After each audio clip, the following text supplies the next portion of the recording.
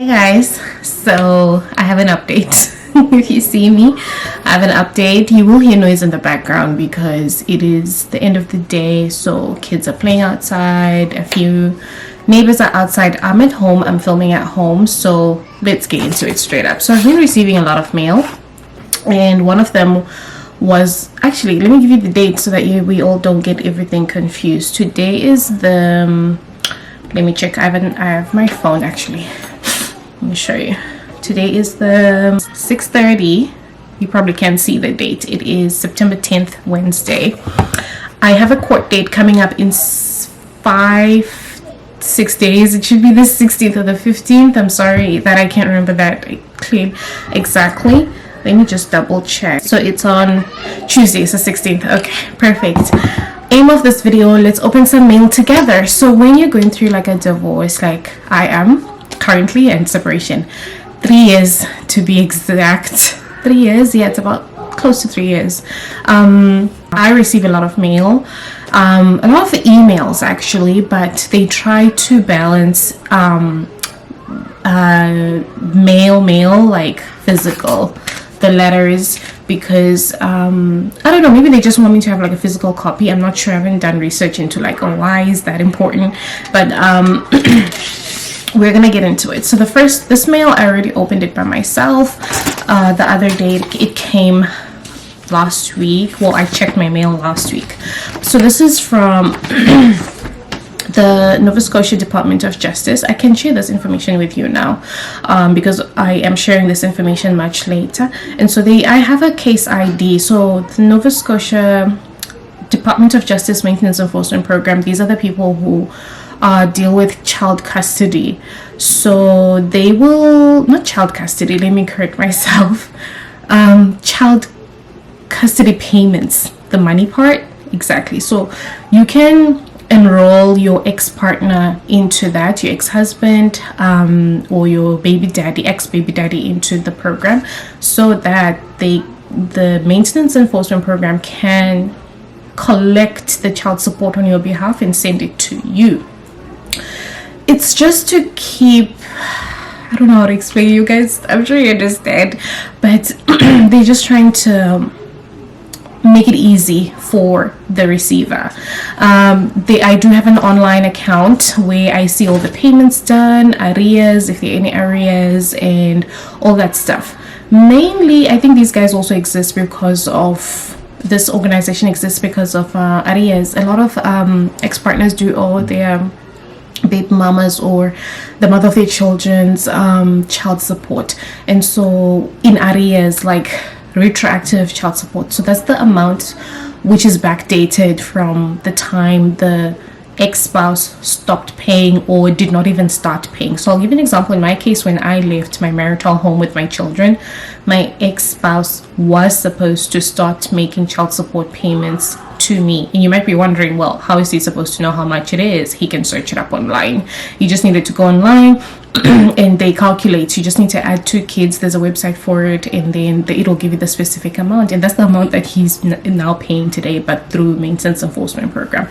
And so he didn't pay me for about 2 years until like we were able to get to this stage, because I needed a court order in order to get to the maintenance enforcement program. To be enrolled, you need a court order, whether it's an interim order, which is a temporary one, or the actual, you just need one of those. Obviously the interim, because that's the one that comes first before the official order. So that's where sorry, I interrupted myself, so I lost my line of thought. So that's where the retroactive support, these guys will help, the organization will help with those payments. If the payer, they call him a payer, if he is not paying, they will do what is called, I can't forget this term, I'll put it up on the screen, where they garnish salary or his wages.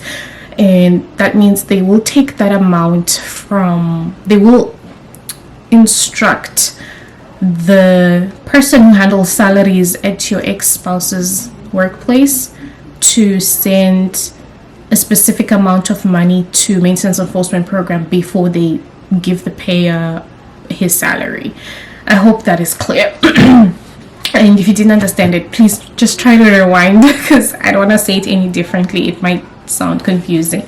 So I had to go through all of that. My ex-spouse owed in retroactive payments, child support payments, and they were up to date. But now that I have a brand new order that actually came in last month, and I saw the letters, the email last week,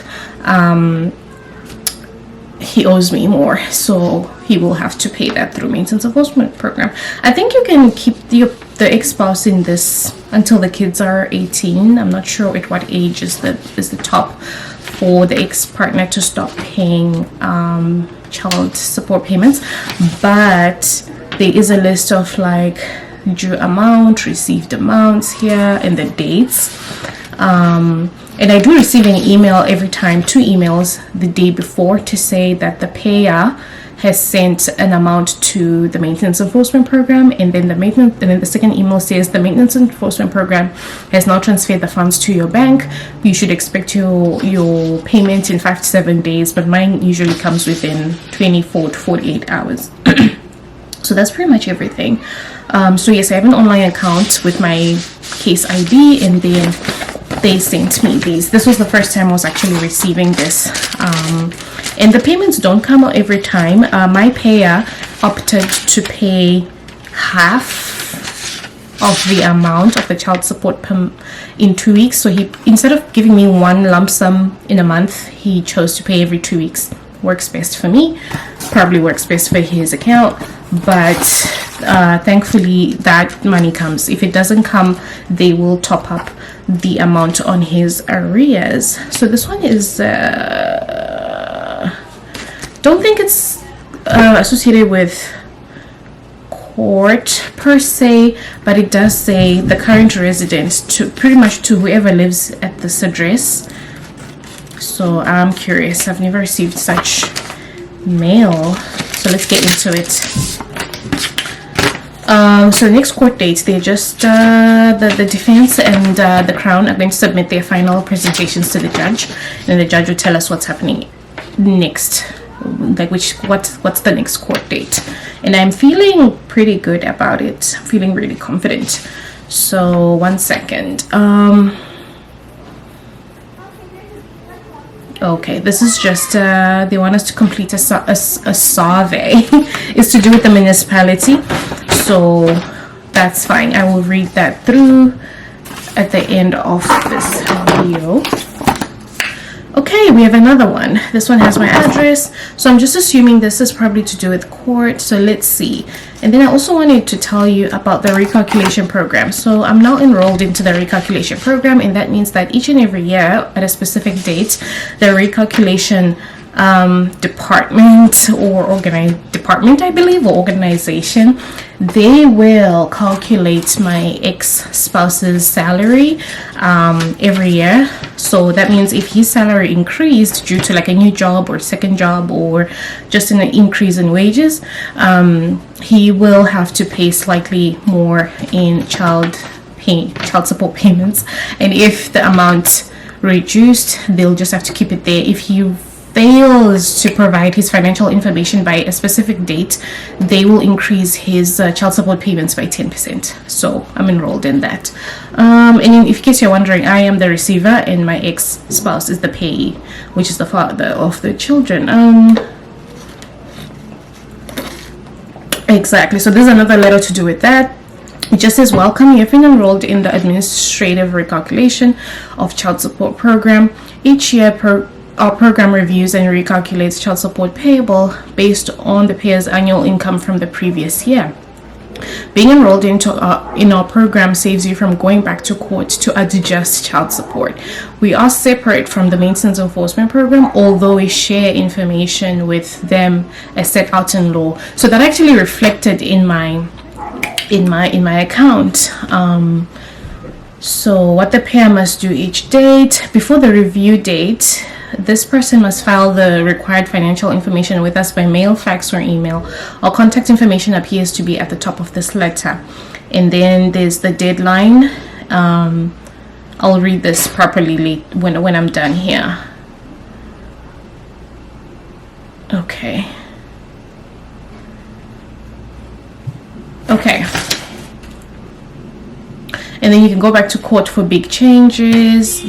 For example, to end child support payments, to change special expense payments, to deal with child support arrears, or to deal with changes in circumstances between yearly reviews. Okay, so I will definitely sit down and read this, because I also want to understand, like, what am I supposed to do, what is my part, because I don't want to miss any of my deadlines. And then we have a big letter. This is the last one. Let's see what's in here. I've been receiving a lot of mail lately and associated with this. So let's open this one. They sealed it with like okay, I think I know what this is. It's a couple of pages. So this is my official consent corollary relief order. I struggle to pronounce that. So there's like the official parental agreement that talks about exchanges, the decision-making responsibility, the recalculation of child support, and holiday parenting, summertime vacation, communication, and I'm trying to get the pillars: child support, when they're due, retroactive, ongoing disclosure, spousal support. I am actually not entitled to spousal support, restrictions on recalculation, and it's something that I'll probably talk about later on how that was settled. Debt, property division, and there are stamps and signatures from they call the person the deputy protonotary. And then there's obviously a stamp from the Supreme Court. And what is this one? Oh, this is the notice regarding the actual divorce, to say that we have about 31 days from what date was it?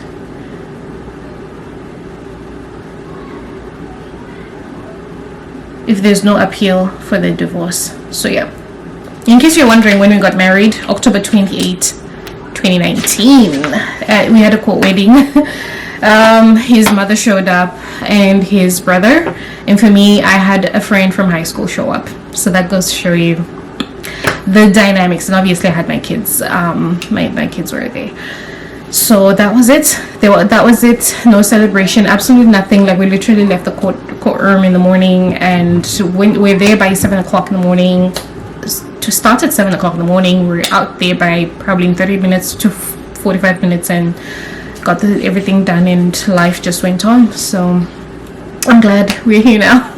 I'm glad I was able to share more, like, really helpful information, like more of, like, you know, it's less of my emotions and more of like practical information for you. All that I shared, it's okay for me to share. I do not overshare or give you any details that I should not be giving you. But yeah, if you're going through something like this, if I can do it, you can do it too. You can come out on the other side. Trust yourself and trust the journey. It will evolve, it will change, it will progress. I'm not who I was when I started. I'm a completely different person, and if you've been following from the start, you can probably tell what I mean by that. So yeah, I will let you know next week, sometime next week, and I'll give you guys an update. I'm not attending court because I do not have to, and neither is my court person. She does not have to. She might send someone, but I don't think she has to even attend. But yeah, I'll keep you posted, and we're doing okay. I'm doing fine, and yeah, things are going pretty much okay. We have a situation around being followed and somewhat slightly stalked. but I will explain that if I have to, from the ex-person. But I'm definitely keeping things on track and just documenting and making sure that if anything were to escalate, then I will surely notify who needs to know, the police. But yeah, that's the update, you guys. That is everything. I will talk to you guys soon, and yeah, I'll see you in the next one.